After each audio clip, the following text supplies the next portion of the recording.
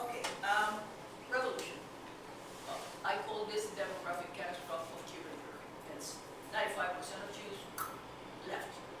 And they're living very happy, I would say, in Miami, with a name. They named themselves in a way I love. They named themselves Cubans. It means that they're Jewish Cubans. I like it. It stresses the sex identity of anyone, even though they were born in Poland, they felt themselves Jews. It's an interesting thing. So mainly I would say everybody left. But before, I will show you a little bit the wave of emigrations of the Cuban Jews. I will first mention this. We had a first aliyah to Israel after 1950 up to 1959. And this people were only 150 guys that went to build the kibbutzim movement in Israel. They were members of the Hashomer Hatzair. Anwar Hassani sent two, I thought that. Then we have the bulk of the Jewish emigration was after 1959 up to the 80s. Almost 13,000 that went mainly to the United States, some to Puerto Rico, some to Mexico. But we have a second aliyah, and this is very interesting. This one, in 1961, 420 guys that went to Israel. Why in 1961? Because, normally history repeats itself. And for the second time in their lives, the poor Ashkenazi Jews that were stuck in Europe, they were unable for the second time to enter the Golden Medina again. Because the United States broke religion with you. And we don't have planes to the United States. So it was interesting. I don't know if you know how, when the Cubans left the country, how we were able to leave. But only $25 in the pocket. It was a little suitcase with 2 pairs of clothes, that's it. And Cubans were called in a very, I would say, bad way. They were called worms because they were betrayed in the Cuban Revolution. And at the time, we were very passionate, so people were called like that. And when the Jews wanted to go out because they were able to enter the United States, the Cuban government modified the concept. And they said that they weren't traitors. They weren't called worms because they were going back to their fatherland.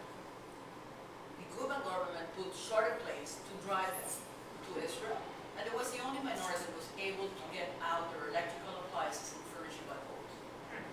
Having said this, it was incredible because a Cuban, a Cuban Italian, Cuban Spanish, Cuban Muslim, they had to go whatever they had on, and that's it. So this is a special treatment for the Jewish minority. There's another special treatment, I would say, when the Cuban nationalized all the private schools, Jewish schools, Protestant, Catholic schools. They made something interesting. They put buses after each Jewish kid finished their regular courses in the Cuban municipalities of Havana. They picked them up, drove them to a school that was named Albert Einstein, and there they paid the salary of every teacher that taught Yiddish, Hebrew, and Jewish history. Was also the only minority. When all the private businesses were nationalized, for 30 years in Cuba, only one business remained private. The kosher butcher shop.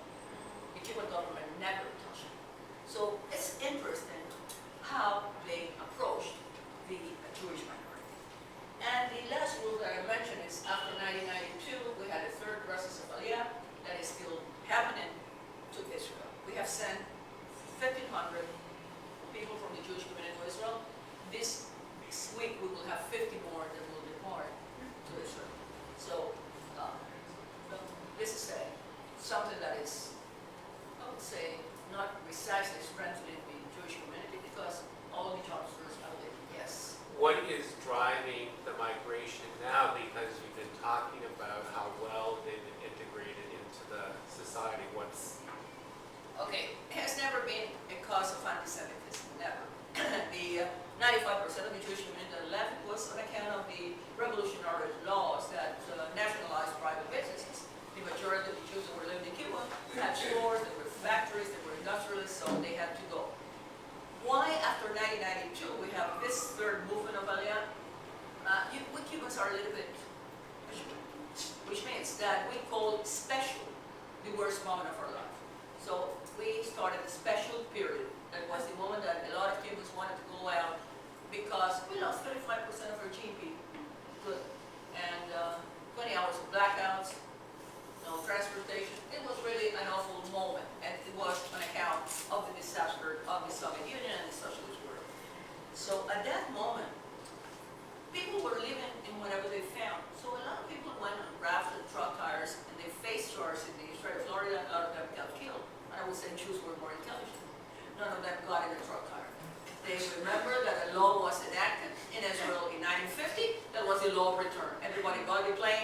pay by the note to Israel, and that's it.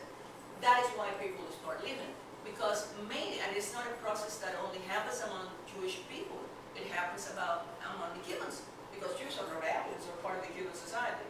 So the youngsters in Cuba, a lot of them have deported. Why? Because they don't feel they have a horizon there. And why? Because we have trained them, they are extremely skilled, but we don't have enough jobs that will allow them to live, in a proper way. So youngsters are more aggressive, they leave the country. So that is why we are having this process of aliyah to Israel. And I will tell you also that unfortunately 80% of all these people that we have sent to Israel are living in Miami. Miami is the second Cuban largest city, so no way that they will go to a far country to start learning Hebrew, which is quite a difficult language. If they can speak Spanish in Miami in a nice way. So, in Miami you go and you cannot speak English. And everybody speaks Spanish. It's our city. So, that is a fact. But it happened also with 420 guys that left in 1961. All of them are living in Miami also. It's not a problem that it started now. It's always happened. So that is the cause when they are living. My last lecture in the Hebrew University this past year, 2013, I explained that I thought and I foresaw that the new immigration measures that the Cuban government has taken will diminish a little bit this kind of emigration. Because if Cubans can go out, make money, they will come back. So if they don't have to break, the roots with the country, we will all come back because we're extremely nationalist human beings. So I think that this will modify a little bit the degree of emigration that we have had, which has been like 40,000 each year, 40,000 Cubans. Since 2006, we are in a negative data in our population. We have decreased for 8 years in a row now, so it's different. Do you think that the Cuban government would ever encourage Jewish investment in? Oh, we already did it. We will talk about that if you want. Okay. When the special period, all this disaster started, I remember that it happened in Venezuela. The ambassador of Israel in Venezuela was my friend. Sorry, guys, this is not normal, but I'm waiting a phone from Canada. Yes? Yes? Hello? Hello? Tell me, I don't listen. Unfortunately, I will call him afterwards. I don't know. Okay. My friend Hanan Olami was in the ambassador of Israel there, and the Cuban government approached him, people of our embassy, and told that we had a lot of things that we can learn about the Israelis. So at the time we needed foreign investment, and we did it. So the Israelis came to Cuba, they became the second largest investors in Cuba after that meeting, and they started with citrus, they did telecommunications, they did cosmetic industry, a lot of things. What year was this, Maritza? That was, say, 1990. Already we foresaw what was happening.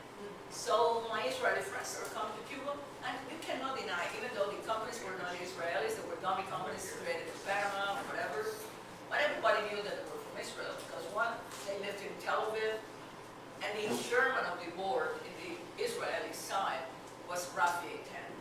And I don't think that anyone can hide Rafi Eitan. Everybody knows that Rafi Eitan is an icon in history. Well, I don't know if you know, he was the guy that knocked down Eichmann in Argentina, so it's a very well-known person. So he came to Cuba, and I will tell you an anecdote that I will also express this sense of non-discrimination, and the problem of, I would say, that we have never had the problem of double loyalty that other countries have in regard to Jewish immigration, because my husband's name is Rafael Hernandez, which is very typical Cuban. And he was a vice minister, was a big shot in foreign trade and international banking and finance all his life. And when the Israelis were going to start investing in Cuba, they were going to do a joint venture, and he's called by the president. And they told Rafael, you should be appointed. We are going to appoint you the chairman of the board in the Cuban side with the Israeli company, the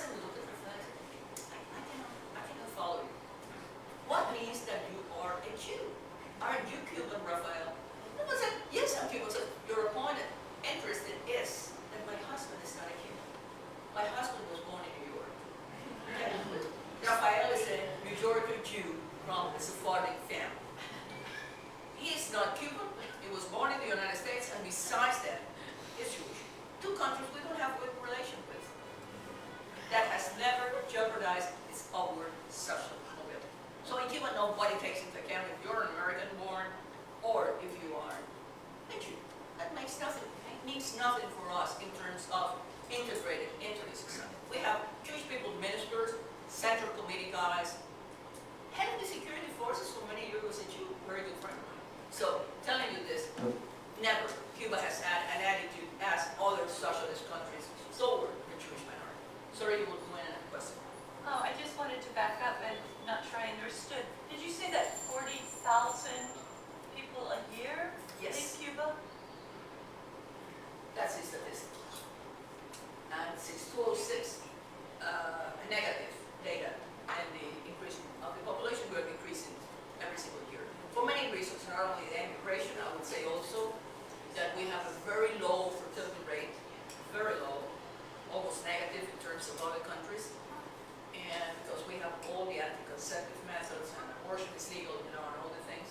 And we have a very high expectancy of life. Life expectancy is very high in the 80s.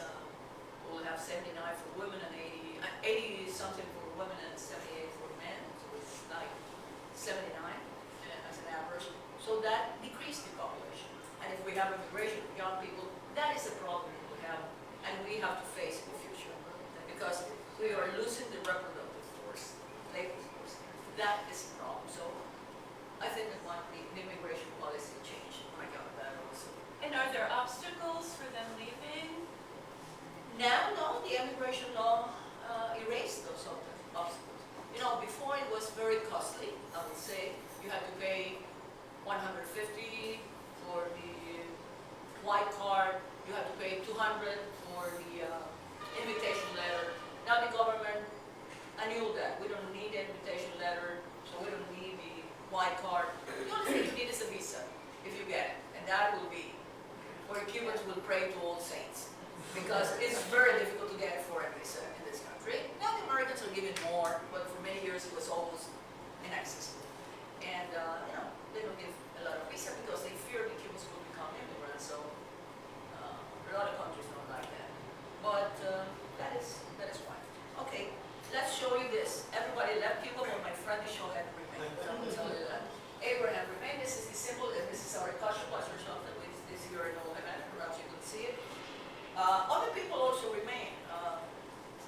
This is Enrico Lutusky. This is a photo from 1959, and in 1959 he became, with only 28 years old, the Minister of Communications of the Cuban government, the Fidel government. He was a big shot in the 26th of July movement. And later on he was Deputy Minister of Che Guevara. He was always very connected up to the day he died a year and a half ago. And Jaime, that passed away 3 months more or less ago, he was a great novelist, great writer, and he was awarded with the National Literature Award. And at this moment, he was a journalist in Paris. That is why he's interviewing Ingrid Bergman. And you see him there. Normally, we used to call the friends of Jaime, we used to call him the tiger. He was a hell of a womanizer. And it was very funny because I always asked him, Jaime, tell me, finally you had something to do with the Bergman. He was a gentleman. He always denied. But after look at the feline way he's leaning toward the Bergman, I'm not so sure. Something happened between those two. Okay, we have another Jewish person there. I need to tell you who the Jew is now. Okay, this man, Richard Wolff. This is an interesting case. He came to Cuba in 1915 as a student from Hanover, Germany. And during here in Cuba, he made a discovery in the process of melting iron while he was a student of chemistry that made him a millionaire. He had a lot of money. And while he's there with Fidel in a photo dedicated by Fidel to him, okay, when Fidel was in Mexico, he needed money to buy the grandmother that brought him to start the revolution. One of the guys that gave him money was Richard Wolff, and we never called him Richard or Wolff. We called him Subirana, which is this, because he made something weird. He adopted the family name of his Cuban wife. So she was called Francisca Subirana, and everybody called him Subirana.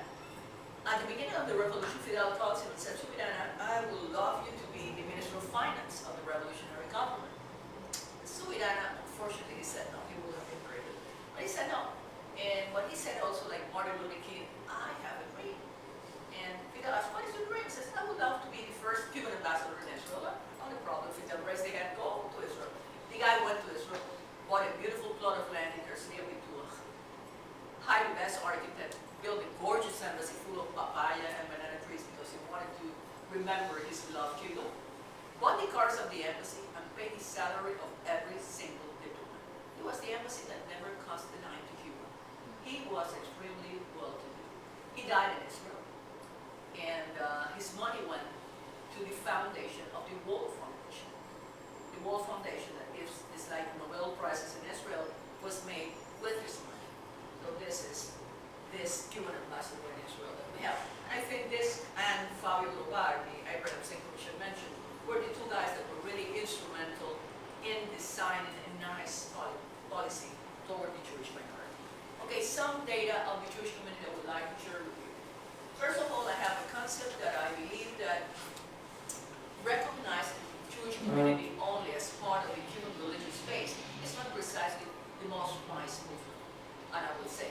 And why? Because I know a lot of halachical Jews that never approach the Jewish community because they fear that if they go inside there, they will be asked to go to the bima, to make aliyah, and they don't know how to pray, they don't know how to read, they don't know to do it, and they don't want to do it because they are not religious people. So I think that it's not wise to only accept the Jewish minority as a religious minority and not as an ethnic, traditional, and cultural minority. My point of view, and I have discussed it a lot of times, but look, whatever. I don't move that water, so I only speak as an academic. Okay, now we're not even 1,000, because we have had other aliyahs after I did this. The majority still is in Havana, even though Guantanamo City is growing a lot, because we have a lot of halachical Jews that came out of the closet in Guantanamo, the Mizrahi clan, and all of them are halachical Jews from the mother side, and they showed up now as members of the Guantanamo Jewish community, which is now the biggest that we have made. We have a process of Sephardization of the community. Before 1959, the majority were Ashkenazis. Ashkenazim fled and went to the United States in a large proportion. Sephardi were older at the time of the revolution. They decided to stay in Cuba. They didn't want to start speaking English, and they felt very comfortable here. So they remained in a larger proportion. So we have more Sephardi now among the Jewish community. Majority of us are women, 56%, a little bit higher than the average percentage of the Cuban population. Also very high in terms of the Cuban population would be people older than 60s. We have 26% of people older than 60 among the Jewish community, which is a very aged Jewish community. Normal percentage among the Cubans is 18.3. So it's quite old in terms of that. And we have more professionals also than the average Cuban data.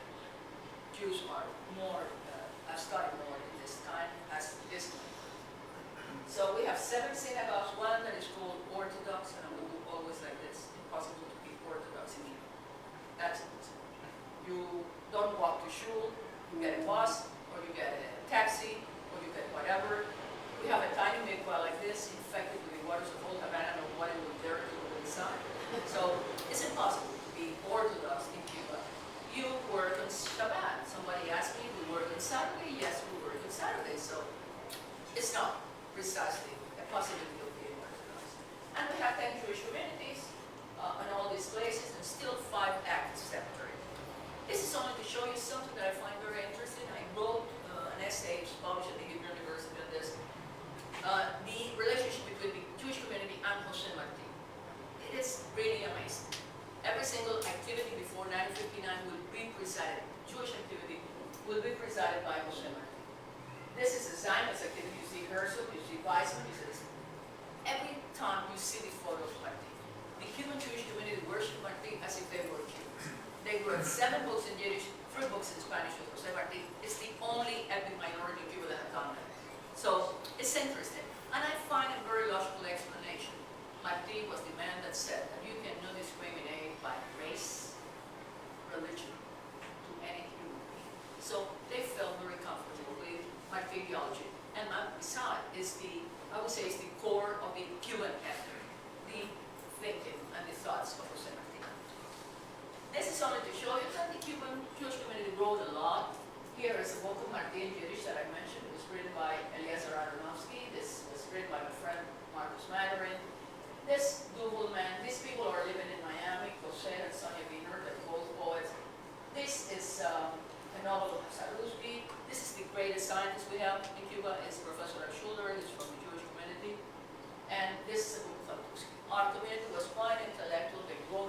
still we have a lot of intellectuals and professionals among us. And the Jewish community we're going to see now is conformed mainly by the descendants of the Sephardi and the descendants of the Ashkenazi Jews that came in the 20th century 30s. No Americans in that equation, no refugees in that equation. All of them left after 1959 and after the war. But you will find a very organized Jewish community, even though it's a very tiny Jewish community. This is Dr. Rosa Behar. She's the president, but she's the director of the community pharmacy, but also the president of Hadassah. We have a Hadassah chapter in Cuba.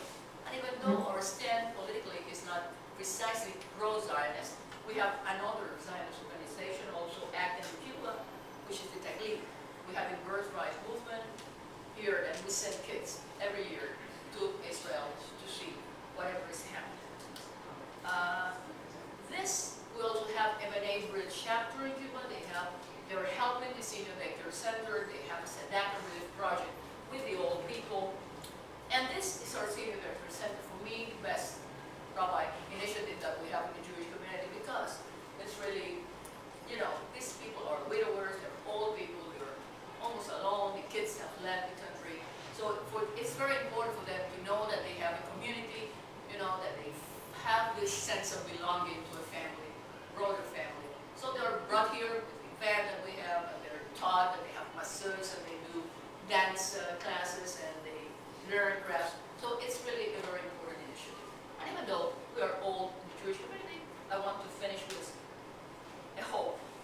So we also have bar mitzvahs in our community. So still, we will be reproducing ourselves in the community. This is what I can tell you. Any question you have? That's my pleasure.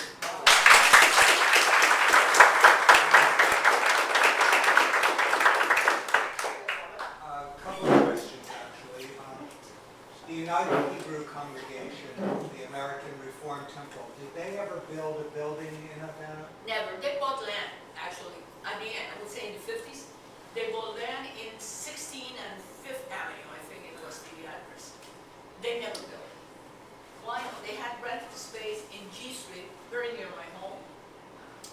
And now it's the hotel, the hotel for the journalists that come to Cuba.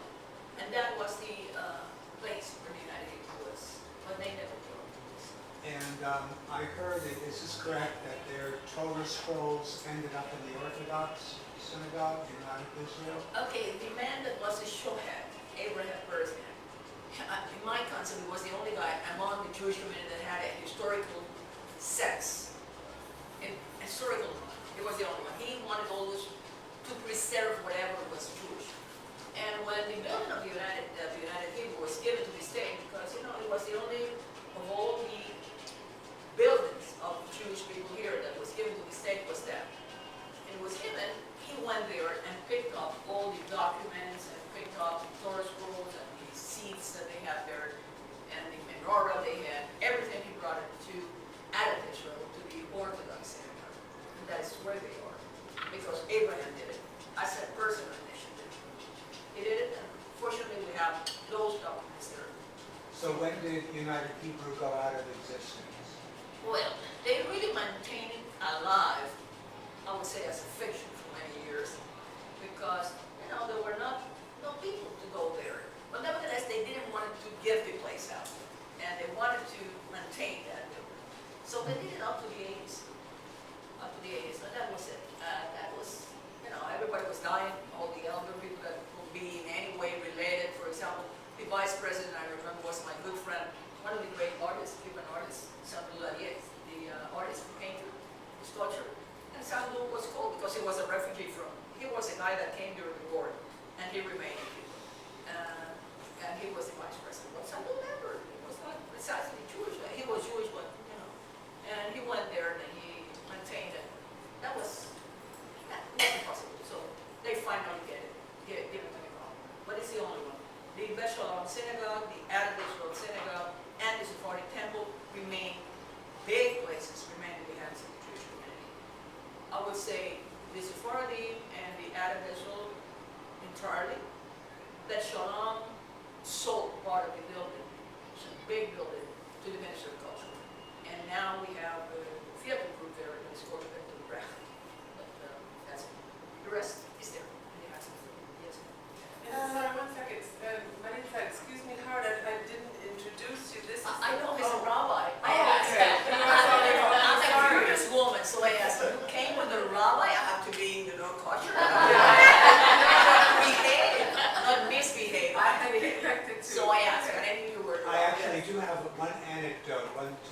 share with everybody. A member of my congregation in Chicago for many years was the daughter of members of United Hebrew in Havana. And she had their prayer book. They used our Reformed Union prayer book in English, Yeah, I have it. the 1894 edition. But in the inside cover, there was a poem of Martí about freedom and liberty that they read in place of the prayer for the government in Spanish. All the service was in English, but their prayer for Cuba was in Spanish, based on a poem by Martí. That's what I'm telling you, the way they worship the thing was very interesting, yes. I'm just wondering if there's any outreach from any of the remaining Jewish organizations here. Because when you talk about the aging of the population and the decline in the population itself,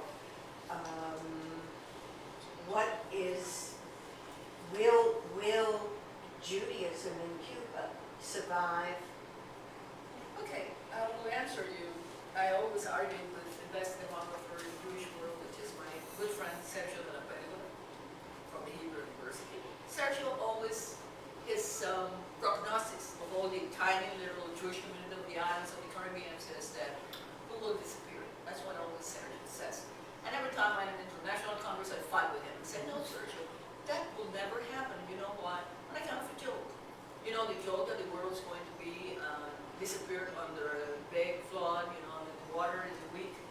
And the President of the United States says, addressing Americans, he says, you know guys, they're saying that all of us will be dead and weak. That's a fact. But we are a country of democracy, so democracy, do whatever you want. Go to a job, you know, go to the Rockefeller, skate, whatever you want. Unfortunately, all of us will be dead.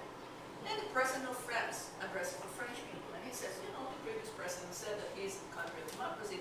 We are also a country of democracy. What? We're also the country of love, good food. So guys, make love, eat truffles, eat oysters, drink French wine, but unfortunately all of us will be dead. The President of Israel addresses the Israelis. He said, well, you have to listen to the other ones. Everybody says that. You're also a country of democracy, you know. So you can eat, make love, dance horror, you know, whatever you want. They say that in a week you're going to be dead. But in the meanwhile, in the meantime, can I do something for you? So everybody says, yes, yes, Mr. President. I said, you start giving, you know, brochures, leaflets to everybody. He said, what is this, Mr. President? He says, it's a crash course to learn to live under the water in a week. My answer, if the Jewish people had Nabucodonosor, the majority of the Jews remained in Babylon, and they didn't come to Israel. You remember that? They went back to Jerusalem. They remained there, majority of them. Then you have the Inquisition, and you have little mustache Hitler, and you know, we have they're there. So the Cubans will remain forever. There are four things that will always survive the Third World War, any war. And you know what they're? First, cockroaches. You cannot that will always be there. Second, unfortunately, Catholic Church. They can find a way. Look at Pope Francis gathering now with Jewish people. Very nice, a different attitude. The church always find a way to move when they need it, and that is a fact. Jews, because you have been here, all the Nobel Prizes this year, incredible, more than ever. Israelis, a lot of them, and I would say the Cubans. We have survived 11 American presidents and 6 popes. Having told you that, we will be here always. And there's a joke now that says that Obama is going to be alone in an island as a Robinson Crusoe, and they tell Obama, you can only pick up one thing to have with you in that desert island to survive. And he never hesitated, he said a Cuban. The only thing he needed to survive was a Cuban. We can make everything possible. So, no, if you're a Cuban and a Jew, you have double resilience.